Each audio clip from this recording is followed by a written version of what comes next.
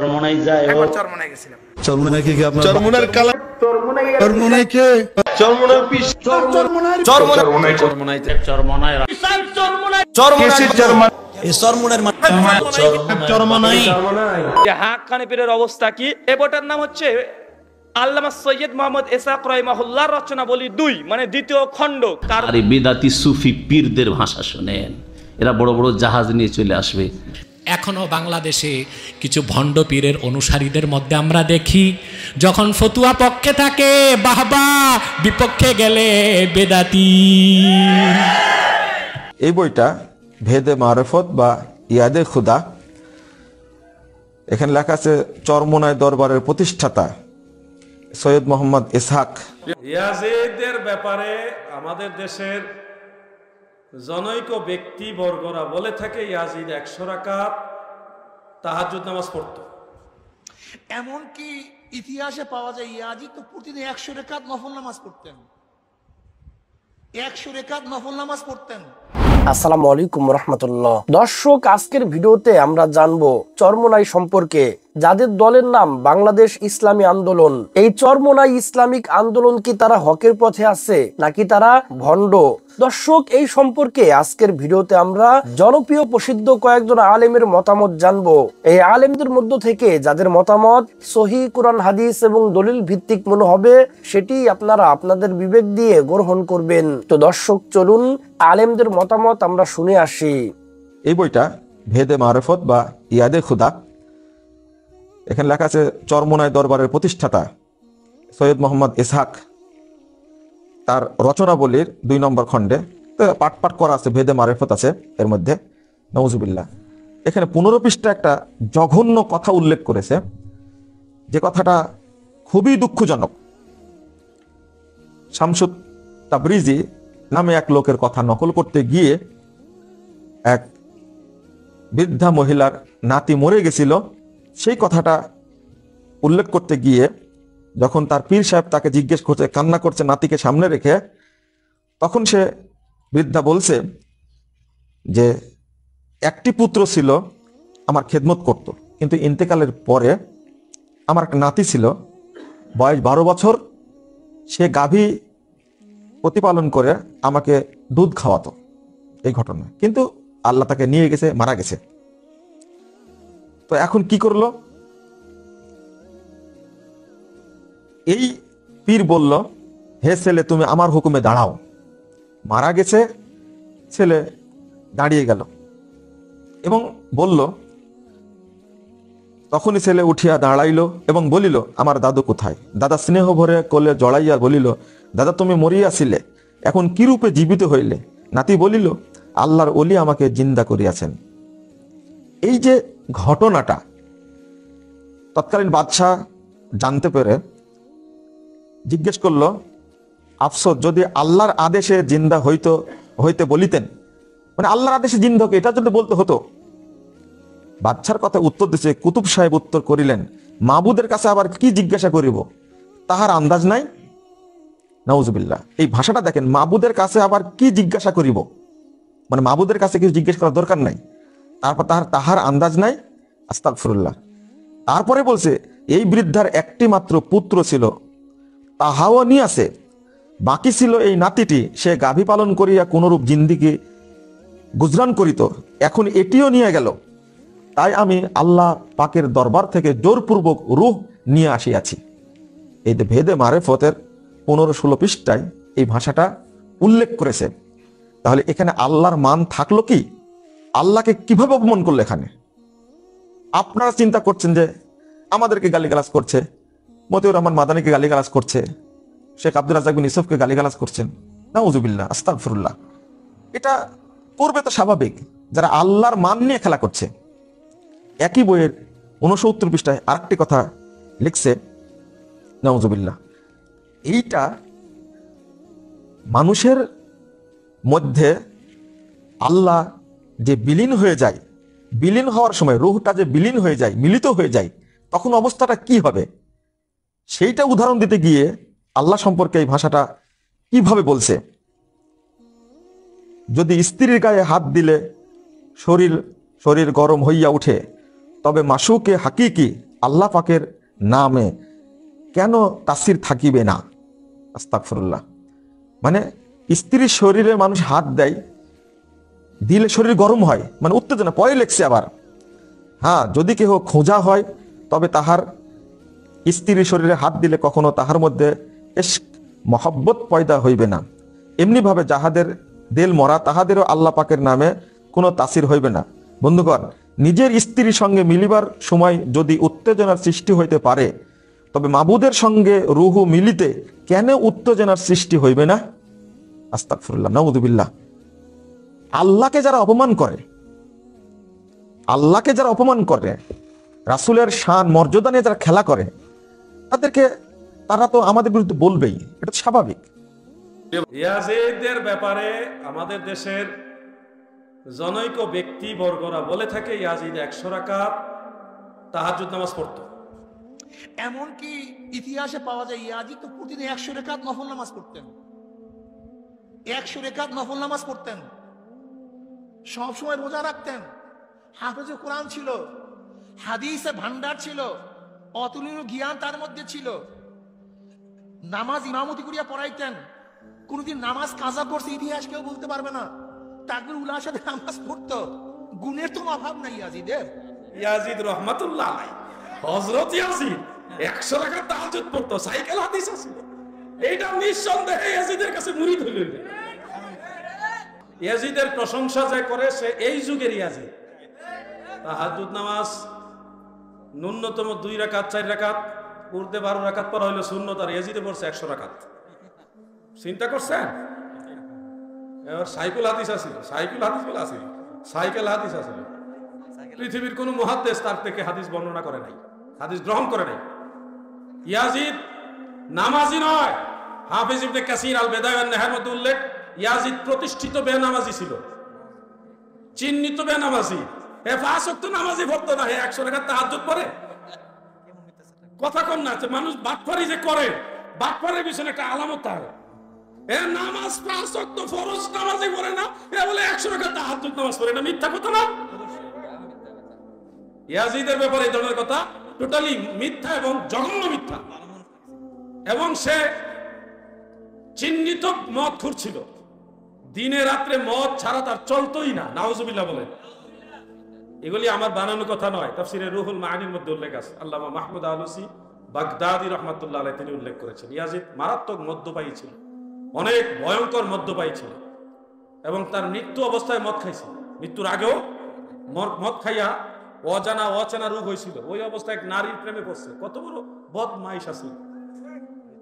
ওই অচেনা রোগ হয়েছে, এবং ওই অবস্থা তার পানির পিপাসা মিটে না, পানি খাইলেও কাজ হয় না, পিপাসা সবসময় থাকেই। ওই যে কারবালার পিপাসা মিটে না, আবার এদিকে পানি খায় কাজ হয় না, মদ খায় কাজ হয় না। কত বড় খারাপ! মদ খাইছে, আবার এই অবস্থায় একটা মেয়ে বা একটা নারীর প্রেমে সে হয়েছে। তো নারী আবার আহলে বাইতে রাসূলের ভক্ত, সে বলছে আমাকে পাইতে হলো অমুক জায়গায় আসো। মদ খাইয়া ইয়াজিদে বান্দরলে খেলাইতো। এই অজানা রোগ লইয়া পিপাসার্ত অবস্থায় মদ খাইতে খাইতে রওনা দিছে ওই মেয়ের সাথে দেখা করতে অমুক জায়গায়। কত বড় খারাপ! এই ইয়াজিদে যে এলাকায় গেছে ওই এলাকাটা একটা ঠান্ডা এলাকা। একদিকে সে অচেনা রোগ, যেটা কোন রোগ কোনো চিকিৎসক বলতে পারতেছে না, আর পানির পিপাসা তার মিটে না, পানি খাইলেও কাজ হয় না, মদ খাইলেও কাজ হয় না। তারপরে সে মদ খাইতে খাইতে গেছে এক মেয়ের সাথে আকাম করতে। নাউজুবিল্লাহ। ওই ঠান্ডা এলাকায় যায় সে আরো অসুস্থ হয়ে গেছে, অসুস্থর মাঝে আরো বেশি অসুস্থ হয়ে ওই মেয়ের কাছাকাছি গিয়া সে ঘোড়ার থেকে পড়ে গেছে, বান্দর সহ মদপান অবস্থায়, নেশাগ্রস্ত অবস্থায় পড়ে যাওয়ার পরে ওই মেয়ে, তার হাতে অস্ত্র ছিল, অস্ত্র দিয়ে ওখানে তার জাহান্নামের ঠিকানা দিয়ে দিছে, ওখানে তাকে হত্যা করে ফেলেছে। পরে বেশ কয়েকদিন ওইখানেই লাশটা পড়ে আসছিল। কাক, তারপরে কি একটা শুকুন, বাজ পাখি, বিভিন্ন পশু পাখিরা তার গোশতগুলি টেনে টেনে খাইছে। ইয়াজিদের মৃত্যুর করুণ অবস্থাটা বলছি। তো ওখানে বেশ কয়েকদিন থাকার পরে ইয়াজিদের লোকেরা খুঁজতেছে, পায় না, কই গেল। ইয়াজিদের খুঁজা বাইর কইরা পরে দেখে আড্ডি গুড্ডি ফিরে রয়েছে। এগুলি আবার ওখান থেকে প্রাথমিক অবস্থা ওখানেই ওই অবস্থায় মাটির নিচে বিনা জানাজায় দাফন করছে। জানাজা নাই, বিনা জানাজায় মাটির নিচে দাফন করছে। পরে আবার ইয়াজিদেরও তো কিছু বন্ধু আছে, এরা কয় না ওখানে ইয়াজিদের দাফন আমরা করতে দেবো না, আমরা একটু ভালো জায়গায় দাফন করি। ওখান থেকে হাড্ডি গুড্ডি তুইলে আইনা তারপরে দামেস্কের যে বড় কবরস্থান ওইখানে আইনা এক পাশে ইয়াজিদকে দাফন করছে, তাও জানাজা ছাড়া। ওইখানে দাফন করার পরে মানুষ যখন শুনছে ইমাম হুসাইনের নির্দেশদাতা, হত্যার নির্দেশদাতা ইয়াজিদের কবর এটা, মানুষ যাওয়ার সময় একটা জুতার বাড়ি, আসার সময় একটা জুতার বাড়ি আর থুতু থুতু আর জুতার বাড়ি ইয়াজিদের কবরের অবস্থা 12টা বেজে গেছিল। তো সর্বশেষ মানুষ যখন দেখতেছে খাই ছেড়ে শহরের কোন জুতা, সিরা জুতা, ফারা জুতা, কোন জুতার বাকি নাই, জুতার স্তূপ হয়ে গেছে আর থুতুর স্তূপ, এই অবস্থায় তখন মানুষ ইয়াজিদের হিতাকাঙ্ক্ষীরা চতুর্দিকে একটা বড় ওয়াল দিয়ে দিছে এবং ওই জায়গাটার একটা ফ্যাক্টরি বানাই নিছে। এবং ফ্যাক্টরি কালক্রমে ওইখানে একটা ফ্যাক্টরি হয়েছে, ওই লোহা, তামা, দস্তা, এই জাতীয় যে ধাতু এগুলিকে আগুন দিয়ে পুরাইয়া গলায় তারপরে এগুলিতে বিভিন্ন ইয়াবানা, এই ধরনের একটা ফ্যাক্টরি হয়েছে ইয়াজিদের কবর যেখানে ওইখানে। মানে আল্লাহ দুনিয়ার মানুষেরা দেখায়, দেখ ইয়াজিদের আখেরাতে তো আমি জাহান্নামের আগুনে জ্বালামই, দুনিয়া তো দেখ আমি আগুনের ফ্যাক্টরি বানাই দিছি। এই হলো ইয়াজিদের মৃত্যুর যে অবস্থাটা। আমি একেবারে সহজেই শর্টকাটে সহজ ভাষায় আপনাদের ভাষা, আমি তো আপনাদের এলাকারই ছেলে, আমি আপনাদের ভাষায় কথা বলে দিলাম। ইয়াজিদের প্রশংসা যে করে সে এই যুগের ইয়াজিদ, ইয়াজিদের প্রশংসা যে করবে সে এই যুগের ইয়াজিদ। 1400 বছর আগে ইয়াজিদ দেখছি না, নতুন ইয়াজিদ আমরা দেখতেছি।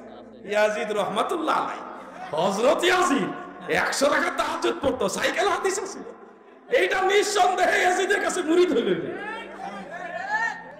এদের সাথে কোনো মুসলমানের সম্পর্ক থাকতে পারে?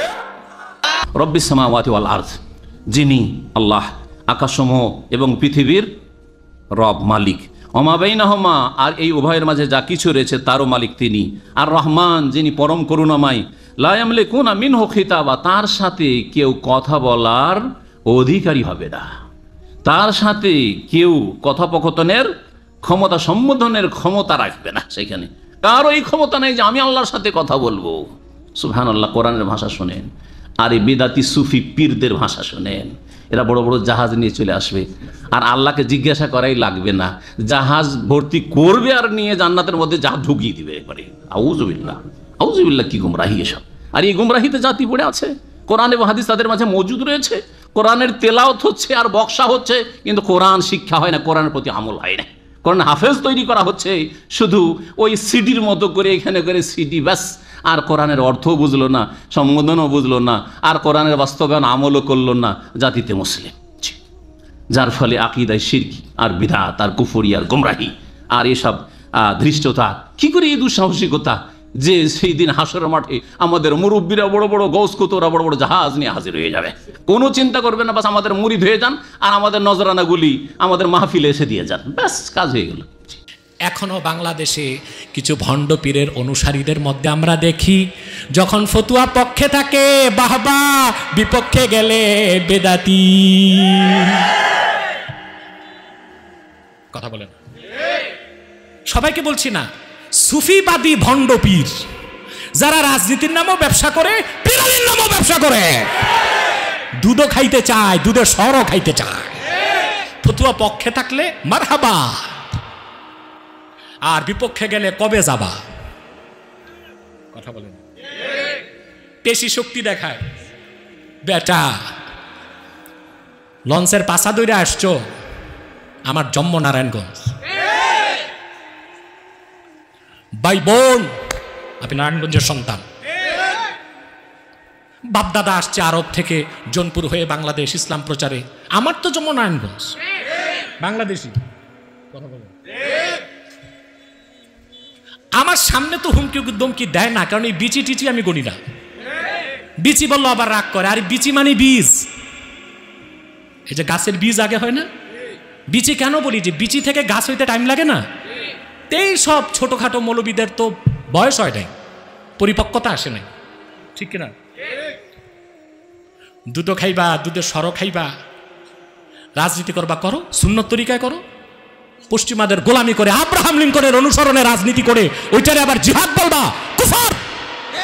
1,00,000 বার বলবো কুফর।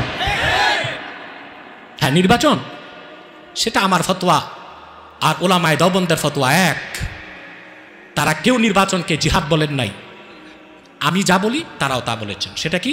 ফি জারুরা আলা কাদরি জরুরা, বিশেষ প্রয়োজনে দরকার হলে হ্যাঁ কিছু সময়ের জন্য প্রয়োজনের তাকিদে যাওয়া যেতে পারে নির্বাচনে, সেটাকে আদর্শ মনে করা যাবে না।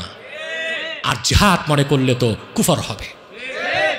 যে হাক্কানি পীরের অবস্থা কি, এ বইটার নাম হচ্ছে আল্লামা সৈয়দ মোহাম্মদ ইসহাক রাহিমাহুল্লাহর রচনাবলী 2, মানে দ্বিতীয় খণ্ড। কার বই? চরমনায় পীর সাহেবের বই। কার বই? চরমনায় পীর সাহেবের। এটা হাক্কানি পীর বাংলাদেশের। একটা ঘটনা আছে, ঘটনা দেখলে বুঝবেন যে পীর সাহেবের আপনাদের কত আকীদা ভালো। এই বইটার একটা অংশ আছে বেদে মারিফত। কি নাম বললাম? বেদে মারিফত। বেদে মারিফত একটা ঘটনা আছে যেটাকে বলা হয় ইয়াদে খোদা বা বেদে মারিফত। পৃষ্ঠা নাম্বার 15 আর 16। কি বললাম? পৃষ্ঠা 15 আর 16, 2 পৃষ্ঠা ব্যাপী একটা ঘটনা আলোচনা করেছে। 2 পৃষ্ঠা করার সময় নেই, মূল অংশটা বলছে, সংক্ষিপ্ত বলে দিই। পীর সাহেব একদিন তার এক মুরিদকে বলছে, বাবা তুমি রোম দেশে যেতে পারবে? মুরিদ জি পারবো। বলছে ঠিক আছে যাও। পীর অনেক নসিহত করলো। এই সময় পীর সাহেব দেখুন রাস্তা দিয়ে চলতে শুরু করেছে।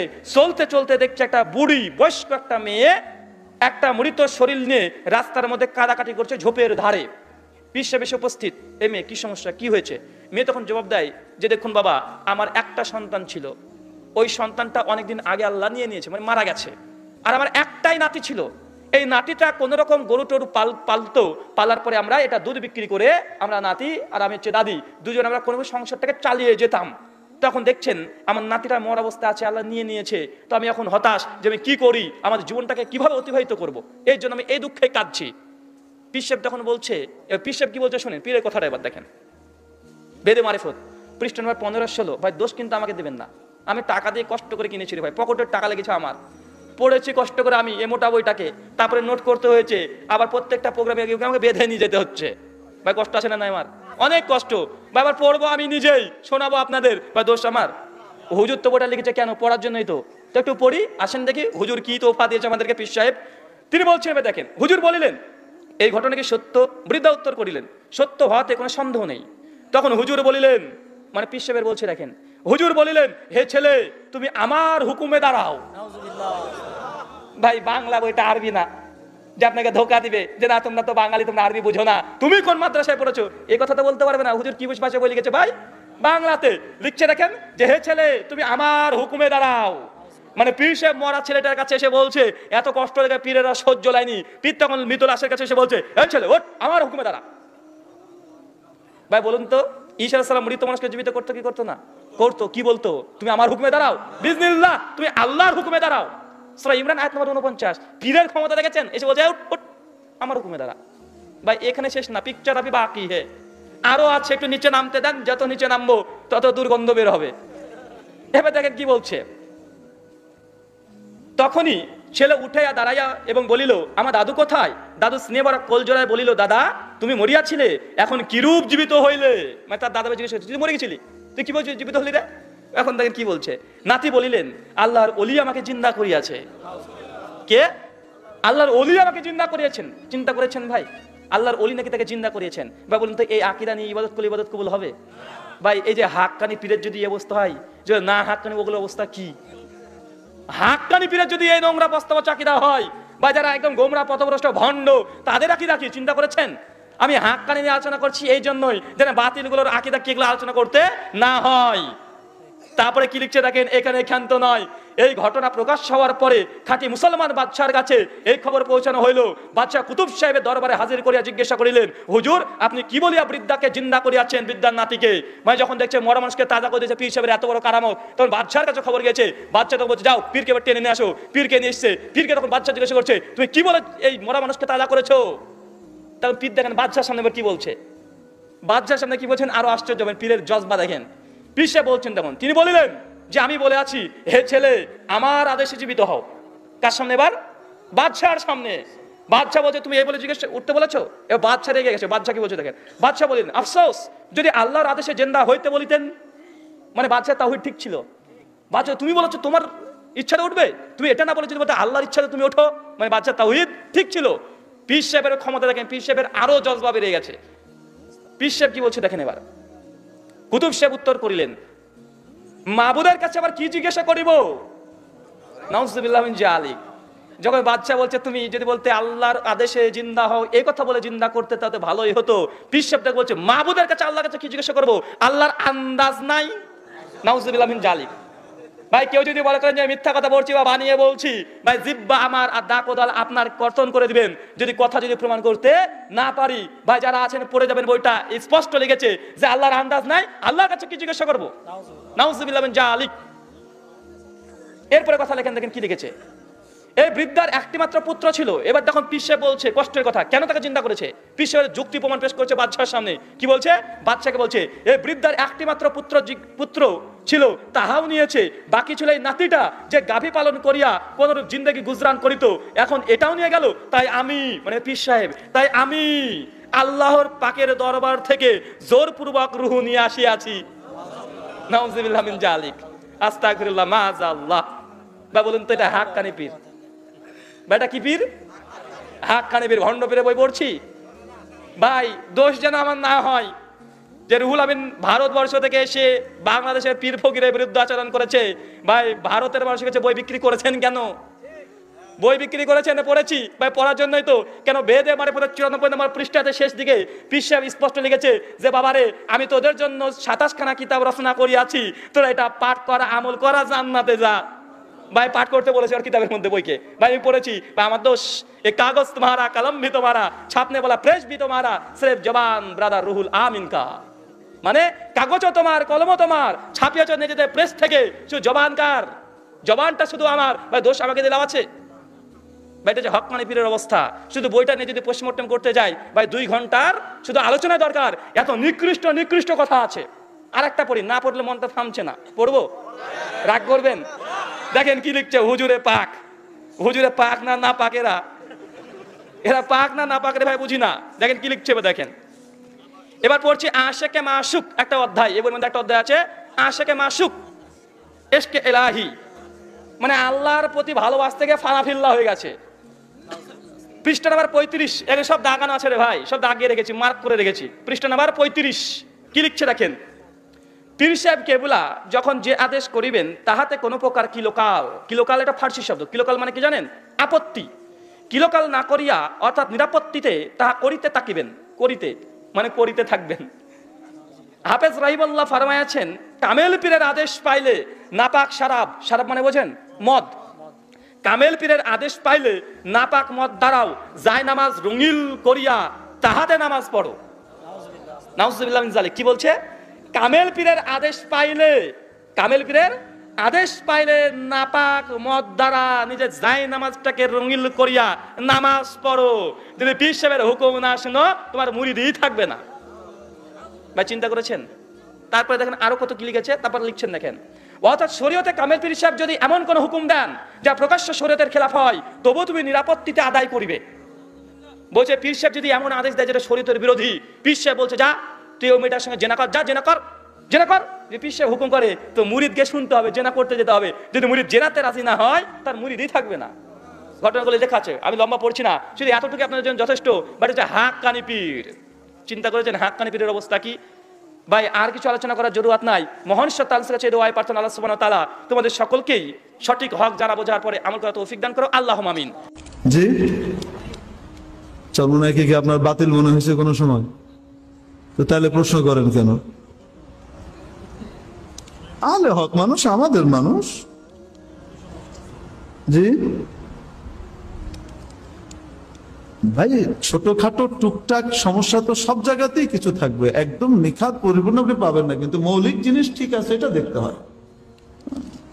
আমাদের আকীদা সহিহ, আলে হক আকীদার মানুষ। তাদেরকে বলবো আল্লাহর ওয়াস্তে আমরা নিজেরা এই কাদা ছুড়াছুড়ি বন্ধ করি। আমরা চরমোনাইয়ের বিরুদ্ধে কেন বলবো?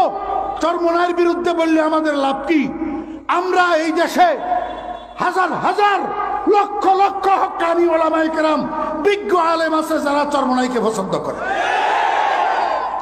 হাজার হাজার বড় বড় আলেম চরমোনাইয়ের ময়দানে যায়, চরমোনাইয়ের স্টেজে বয়ান করে, চরমোনাইয়ের স্টেজে আপনার সম্মেলনে বক্তব্য দেয়। আমরা কেন নিজেরা নিজেদের বিরোধিতা করতেছি? আমি একটা কথা আজকের এই জনসমাবেশে বলতে চাই। আমি ফরিদউদ্দিন চরমোনাই কেন পছন্দ করি? আমি দেখছি বর্তমান বাংলাদেশে বাতিলকে প্রতিহত করার জন্য চরমোনাই ছাড়া কোনো শক্তি নেই। আজকে অনেক লোক আছে চরমোনাই কোথা থেকে বাহির হইছে, তোর মাথা ব্যথা কেন? আহমদ শফি রহমতুল্লাহ আলাইহি যেই সিলসিলা, চরমনাই ওই একই সিলসিলা, সন্দীপের হুজুর যেই সিলসিলা, হাফিজি হুজুর যেই সিলসিলা, চিটাগাঙ্গের বড় বড় বুজুর্গানে দিন যেই সিলসিলা, চরমনাই তো সেই সিলসিলা, সবগুলি হযরত গঙ্গোহী রহমতুল্লাহর সিলসিলা। তোমার মনে চায় এই সিলসিলাতে বয়াত হও, তোমার মনে চায় এই সিলসিলাতে বয়াত হও। যে বলে চরমনাই হক সিলসিলা না, সে কোন সিলসিলাকে হক মানে না। যাদের কাছে গেলে জাহান্নামের ফিকির আসে, চরমনাই যায় হোক, যায় দেখবা জান্নাত আর জাহান্নামের বয়ান যখন হয়, তো বৃষ্টির পানিগুলো যেমন পড়ে, চোখের পানিগুলো তেমন পড়ে। কারণ জাহান্নামের ভয় চোখের তালা খুলে দেয়। একবার প্রশ্ন করেছেন চরমনাইয়ের বিশ্বাসের তরিকা হক না বাতিল। আমি অনুরোধ করে বলবো, যিনি প্রশ্ন করেছেন ওনার তরিকায় কোনো বাতিল কাজ চালু আছে কিনা আপনি দেখুন, আমাকে বলবেন, তারপরে বলবো হক না বাতিল। আমার দৃষ্টিতে যদি কোনো লোকের কোনো বাতিল জিনিস ধরা পড়ে না, তাহলে আমি বাতিল খামোখা বলতে যাবো না। আগে খোঁজ করে দেখার দরকার কোন বাতিল তার মধ্যে আছে কিনা, নারী মুনিদের সাথে উনি ব্যাপারটা চলেন কিনা, কোন কাজ সুন্নতের খেলাফ করেন কিনা, নকল বন্দেগীর অভ্যাস আছে কিনা, তসবিহ ওজিফা জিকির চালু আছে কিনা, তালাশ করুন। তালাশ করে দেখা যায় যদি আছে সে হক, যদি দেখা যায় নাই সে বাতিল। পীর যদি হইতে নাও, তাহলে বর্তমান জামানার পীর হলো একমাত্র আমি যারে মনে করি সঠিক পীর হিসাবে আছে, যিনি খানকাতে পীর, ময়দানে পীর, আল্লামা পীর সাহেব চরমনাইর যে ফয়জুল করিম সাহেব, ওনার মতো হতে হবে। একমাত্র পীর উনাকে আমি মনে করি। আমি কোন ওনার মুরিদও না হতে পারবেন না, কিন্তু আমি ইদানিং যতগুলো আন্দোলন দেখতেছি, যিনি পীরের লেবাস, যার শব্দ আছে পীর সাহেব চরমনাই, উনি একজন পীর। পীর হইয়া যদি রাজনীতি করতে পারে, পীর হইয়া যদি খানকা ঠিক রাখতে পারে, পীর হইয়া যদি উনি মাঠের ময়দানে বাতিলের বিরুদ্ধে আন্দোলন করতে পারে, এমন পীর গড়ে গড়ে আমরা চাই, ঠিক কিনা বলো? বাংলাদেশে এমন পীরের দরকার, যিনি খানকাতে পীর, ময়দানে বীরের মতো। আগামী দিনের নেতৃত্ব যদি আল্লামা মামুনুল হক সাহেব দেয়, ফয়জুল করিম সাহেব দেয়, আমরা তাদের পক্ষে আছি ইনশাআল্লাহ। আগামী দিনের রাহবার আমাদের ৮০০০ মাদ্রাসার সাইকুল হাদিস আহমদ শফি সাহেব যদি ডাক দেয়, মামুনুল হক সাহেব যদি ডাক দেয়, ফয়জুল করিম সাহেব যদি ডাক দেয়, তাদের ডাকে আমরা লাখো জনতা এক জায়গায় একত্রিত হতে প্রস্তুত। কি বলেন? এই সমস্ত উলামায়ে কেরামদেরকে এখন আপনারা চোখ বন্ধ করে বিশ্বাস করতে পারেন। একমাত্র তারা দিনের কাজ নিঃস্বার্থে করে যাচ্ছে, যাদের হুঙ্কারে বাতিল তরতর করে কাঁপতে আছে, ঠিক কিনা বলেন? তো ইসলামের উপর যত ফিতনা আসবে, টাকা পয়সার উপরে ভর করে, ইহুদি খ্রিস্টানের কাঁধে ভর করে, বিভিন্ন এজেন্সির কাঁধে ভর করে ফিতনা আসবে, তো তোমরা ঘাবড়াইও না, তোমরাও ফু দিও, ফু দিলে উড়ে যাবে।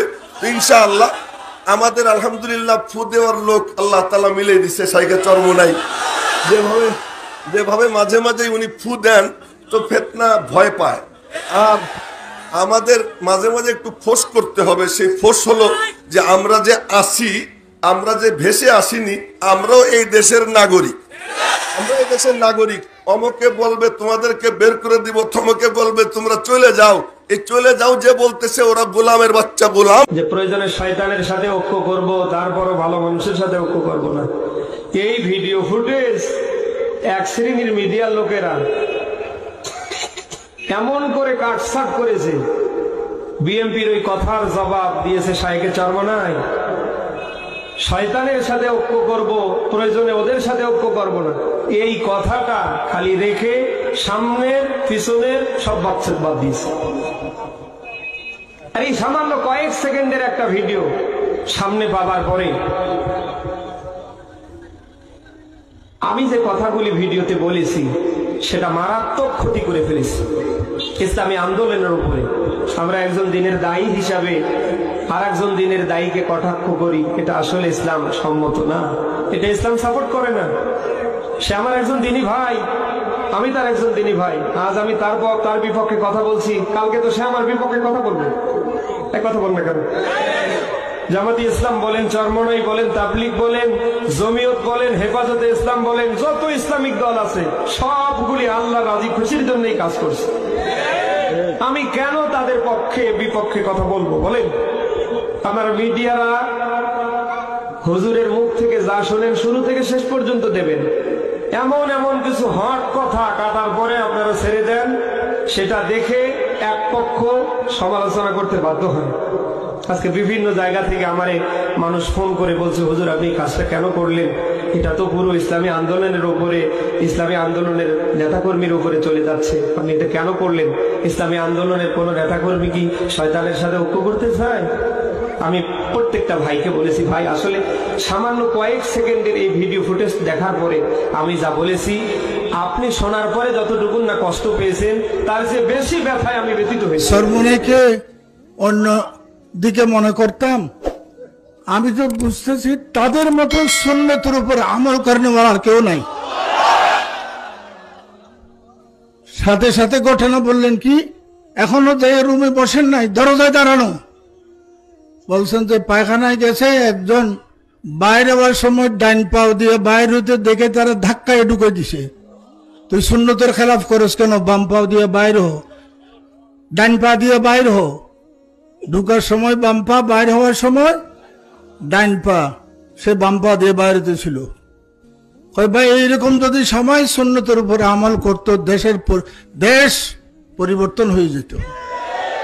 এই মন্তব্য আমার উস্তাদ মুকররম প্রিয় উস্তাদ হাজর মোল্লা আহমদ সাহেব। চরমনে হক না হক এটা বোঝার জন্য আমি কাসিমি সাহেবের আমার নামের সাথে কি লেখা, কাসিমি সাহেব লেখা।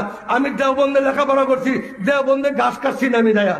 আমি 30 বছর 31 বছর হাদিস পড়াই, বুখারি পড়ে আজকে 18 বছর যাবত। আমি কি চরমনাই হক না হক এটা বোঝার জন্য কারো কাছে এলেম ভাড়া করার প্রয়োজন আছে? সুতরাং ওলামায়ে কেরামকে বলছি, আজকে বিক্ষিপ্ত হয়ে গেছে। আল্লাহ তাআলা তার কালামে পাকের মধ্যে পরিষ্কার ঘোষণা করছেন, ওয়াতাসিমু বিহাবলিল্লাহ ওয়াতাসিমু বিহাবলিল্লাহি জামিআন ওয়া লা তাফাররাকু। বিক্ষিপ্ত হয় না, বিচ্ছিন্ন হয় না।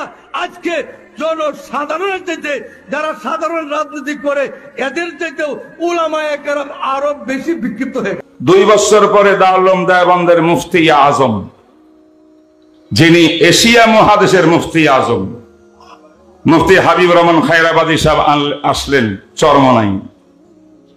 তো আমি হুজুরের সাথে বসি একটু রসিকতার সাথে কইলাম, হযরত आप कैसे चरमने में आ गए, आपने केमने चरमने चले असलेन? हमारे बांग्लादेश के उलमा तो चरमने के बारे में एतराज करते हैं, कहते हैं ये सही जमात नहीं है, इसमें ये चीज है, ये चीज है, ये चीज है, ये चीज है। আমি একেবারে হযরতের সামনে চরমনাই বিরুদ্ধে যত কথা আসিল একদম মজবুত ভাবে বলা আরম্ভ করছি। সেখানে চরমনাই বড় বড় নেতারা ছিলেন, আমার স্মরণ নাই হুজুর ছিলেন কিনা, হয়তো ছিলেন, কিন্তু বাকি আমার কয়েকজন নাম লেখা আছে। তারা চোখ উল্টে হয়েছে, আল্লাহ আমি কেন মুফতি সাহেব হুজুরকে চরমনাই বিরুদ্ধে বলতেছি? আমি তো বলি বন্ধু, আপ মুঝে সওয়াল ये है, ये एतराज हैं, ये इनके आमाल हैं, अब आपसे पूछना है, फतवा तलब करना है, ये चरमनाई हक है या बातिल है। দিলটাকে যদি এইভাবে তৈরি করেন, আমার নবী যখন ওয়াজ করতেন সাহাবা একরাম কেন ওয়াজের মাঠে চিল্লাইতেন? কেন কেন? এই চরমনের মাঠে যাই দেখো পাগলগুলো কেন চিল্লায়। তাকে তোমরা পাগল কও, কি লেগে পাগল কও? ওর কাছে যখন জাহান্নামের বয়ান শুরু হয় মনে হয় জাহান্নাম হাতে সামনে, তখন ঘর মোড়ায় এমনি মোড়ায় এমনি মোড়ায়, মনে হয় ওর সামনে জাহান্নামের আগুন এখন বুঝে থাবা মারবে।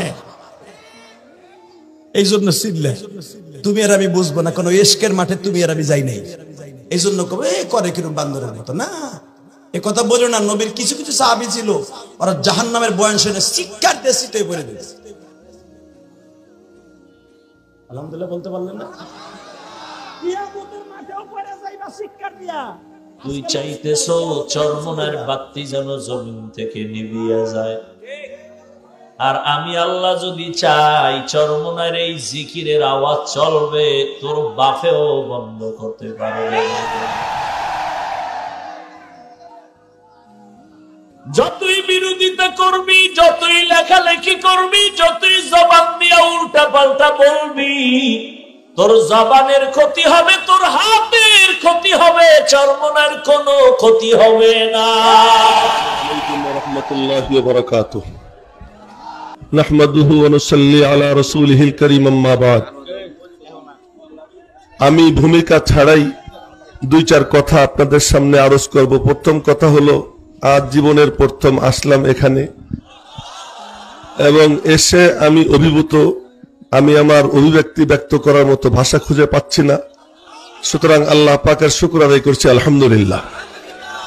দ্বিতীয় কথা, শাইখে চরমনাইকে বললাম, বারবার মাথার মধ্যে ঘুরতেছে, বনকে দীওয়ানা করেंगे খলকে কো দীওয়ানা हम, বরসরে মাহফিল সুনায়েंगे ইশক কে আফসানা हम। এক পাগল কবরে শুয়ে রয়েছেন, কিন্তু কত লাখো মানুষকে পাগল বানিয়ে রেখে গেছেন। যেভাবে ইসলামের বিরুদ্ধে বিভিন্ন প্রকারের ষড়যন্ত্র কাদিয়ানি থেকে নাস্তিক পর্যন্ত হচ্ছে, চালিয়ে যাচ্ছে, সমস্ত বাতিলের মোকাবেলার জন্য চরমনাই যেভাবে এগিয়ে আসছেন, তাদের খেদমত কাজকে ভালোবেসে আজকে সর্বস্তরের উলামা একরাম এখানে একত্রিত হয়েছে। আজকে চরমনাই আগে আমাদের আমির সাহেব আছেন বসা, শেখে চরমনাই আছেন বসা। আজকে সবচেয়ে বড় কথা হলো হেফাজতে ইসলামের মহাসচিব, তিনি আছেন অরাজনৈতিক সংগঠনের বড় জিম্মাদার, তিনি বসা। আজকে উজানির পীর সাহেব এখানে বক্তব্য রাখলেন, আরো বিভিন্ন এলাকার পীর সাহেব বক্তব্য রাখলেন।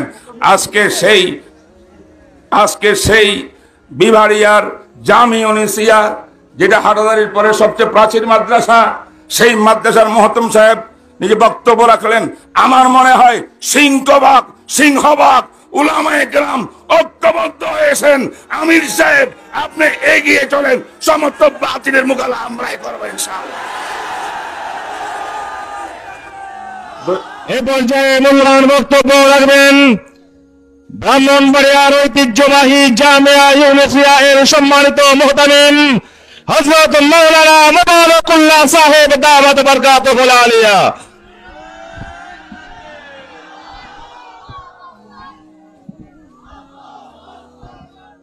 নাহমাদুহু ওয়া নুসাল্লি আলা রাসূলিহিল কারীম, আম্মা বাদ।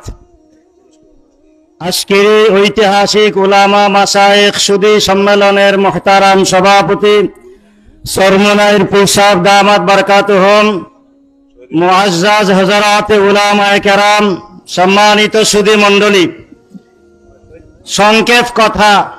প্রথম কথা হইল, আমার এই চরমনাইয়ের এই যে খানকা, এই আন্দোলন, এই জিকির, এই তরিকা সম্পূর্ণ হক পথে আছে। কেউ যদি উল্টা পাল্টা বলে, ভুল বলতেছে, এটা হকের উপর আছে। দুই নম্বরের নেতৃত্বে আমাদের শক্তিকে মজবুত করতে হবে।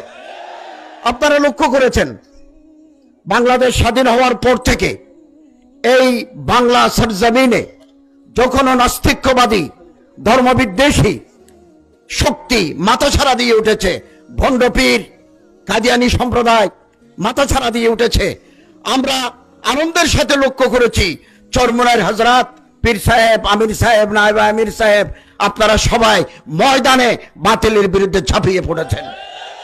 আগামী দিনেও আমাদের এই বাতিলের বিরুদ্ধে, তাগুতের বিরুদ্ধে আন্দোলনের জন্য প্রস্তুতি গ্রহণ করতে হবে।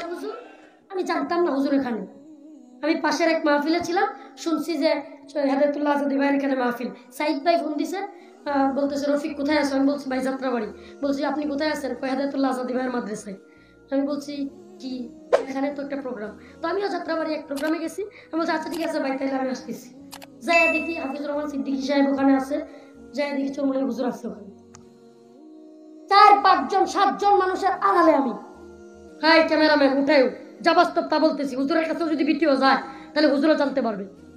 আমি 3-4 জনের আড়ালে, ছোট মানুষ মনে হয় কুবুসায় দেখা যায়, মামুন সাহেব কত 1000 মানুষের মধ্যে থাকতেও দেখা যায় যে মামুন সবাই, আমার তো 4 জনের মধ্যে থাকলে দেখা যায়। আল্লাহু আকবার, আল্লাহর ওলি কেমনে জানি আমার দেখছে। হুজুর আসলে এক জায়গায় চরমনাইয়ের মুরিদরা কি পরিমাণ ভিড় করে বুঝতেই তো আছে। আমার চাইতে সুইপে একবারে হুজুর কেমনে দেখে রফিক রফিক সর সর চলো বিশ্বাস বুঝি হ্যাঁ সর সর রফিক চাইতে জড়ায় ধরছে তাই না নিয়ে রুমের ভিতরে ঢুকাইয়া একসাথে বসায় খাওয়াইছে আমি প্লেটে খাইতেছি হুজুর গায় বরিশালের বড় মাস্টার রফিককে দে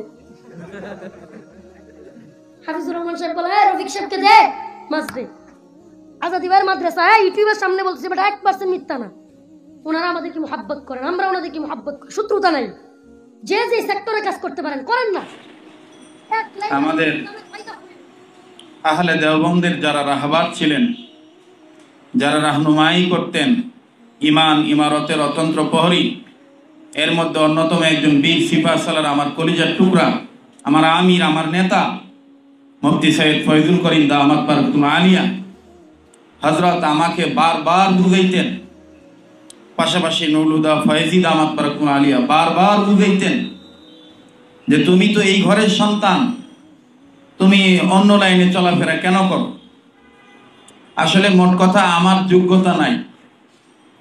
যোগ্যতা নাই যোগ্যতা অর্জন করার জন্য যোগ্য ব্যক্তিদের কাছাকাছি দৌড়াই কখনো তাদের জুতা সোজা করে দেই কখনো তাদের ওযুর পানি আগায় দেই যার কারণে বলতেছি যে নিসবতে আমরা একত্রিত হওয়া হযরত ইসহাক সাহেব রহমতুল্লাহ আলাইহি উনার জীবনটা যেইভাবে কাটছে আর যেইভাবে কাটায়া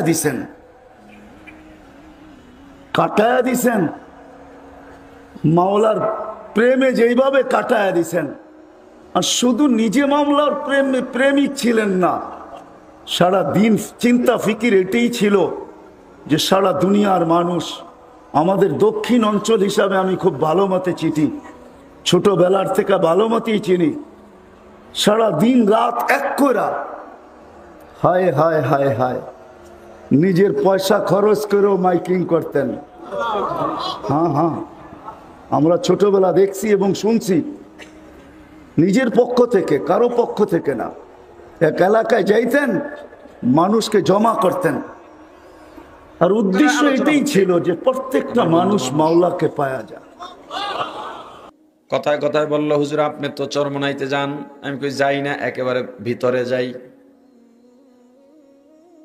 আপনি ওই দল করেন আমি বলছি ওই দলের কোনো দায়িত্বশীল আমি না গুরুত্বপূর্ণ কোনো মুরিদও না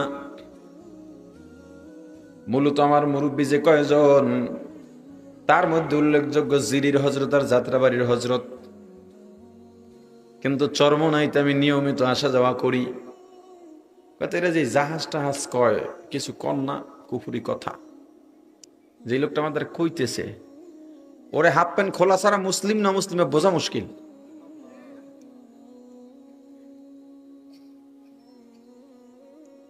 আমি বললাম কেন জাহাজে তো তেমন সমস্যা দেখি না কি কোন কিয়ামতের ময়দানে জাহাজ নিয়ে উঠবে কত বড় কথা চরমনাইয়ের পীর বলছিলেন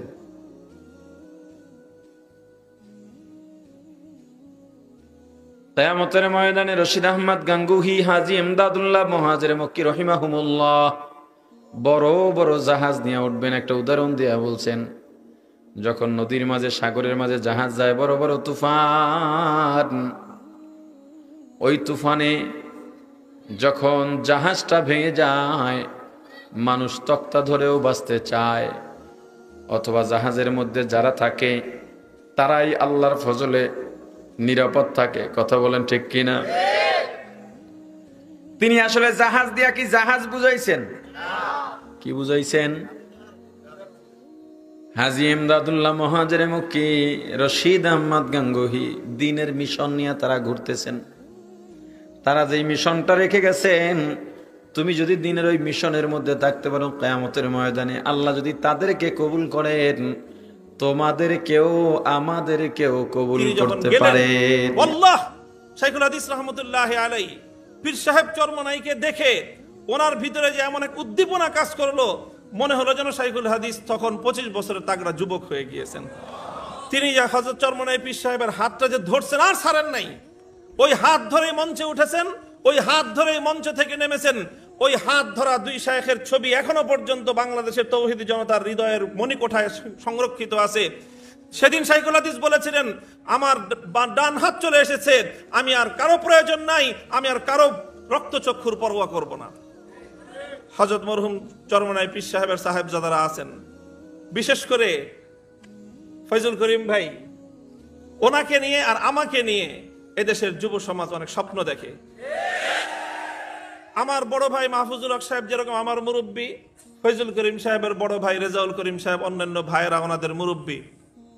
আমি ফয়জুল করিম ভাইকে বলতে চাই, আমাদের বাবারা যেই জায়গাটায় কাজ রেখে গিয়েছিলেন মুক্তাঙ্গনের, আসুন হাতে হাত ধরি ময়দানে অবতীর্ণ হই, ইনশাআল্লাহ এদেশ থেকে বাতিল পালাবার পথ খুঁজে পাবে না।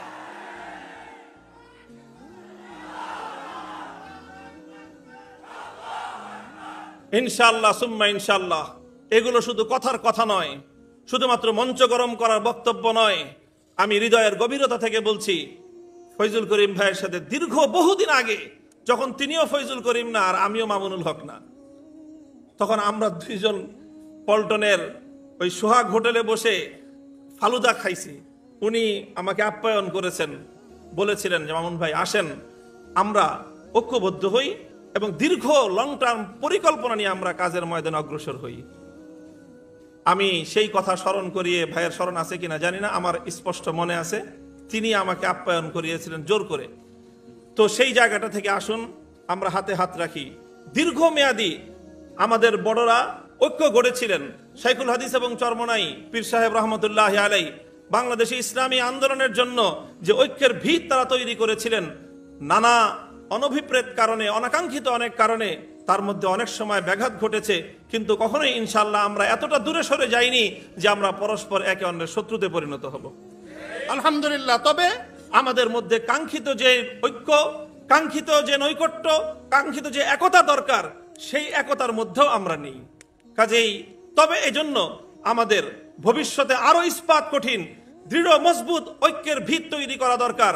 আমরা ইনশাআল্লাহ বসবো, আলোচনা করব, অতীতের ভুলগুলো থেকে আমরা শিক্ষা নিব, অতীতের কি কি কারণে আমাদের ঐক্যগুলোর মধ্যে বিভিন্ন সময় সমস্যার তৈরি হয়েছে, সেই ছিদ্র পথগুলো বন্ধ করে জবাবদিহিতার মাধ্যমে ইনশাআল্লাহ ঐক্যবদ্ধ প্ল্যাটফর্ম তৈরি করে আল্লাহর জমিনে ইসলামী শাসন ব্যবস্থা, খেলাফতের ঝান্ডা উড্ডীন করে মঞ্জিলে মাকসুদ পর্যন্ত আমরা পৌঁছবো ইনশাআল্লাহ। সম্মানিত দর্শক শ্রোতা, আশা করি পুরো ভিডিওটি দেখেছেন এবং আলেমরা কি বলেছে আপনারা বুঝতে পেরেছেন। এই আলেমদের মধ্য থেকে যাদের মতামত সহিহ কোরআন হাদিস এবং দলিল ভিত্তিক মনে হবে, সেটি আপনারা আপনাদের বিবেক দিয়ে গ্রহণ করবেন। তো দর্শক, কোন কোন আলেমের মতামত আপনাদের কাছে সহিহ কোরআন হাদিস এবং দলিল ভিত্তিক মনে হয়েছে, আপনাদের মন্তব্য অবশ্যই কমেন্ট সেকশনে জানিয়ে দিবেন। তো আজকের এই ভিডিওটি এ পর্যন্তই। ভিডিওটি ভালো লাগলে লাইক এবং শেয়ার করে দিয়েন। আর হ্যাঁ, নিত্য নতুন ইসলামিক ভিডিও পেতে চ্যানেলটি সাবস্ক্রাইব করতে ভুলবেন না। ভালো থাকুন, সুস্থ থাকুন, এই দোয়া রইল। বেঁচে থাকলে দেখা হবে পরের ভিডিওতে। আল্লাহ হাফেজ।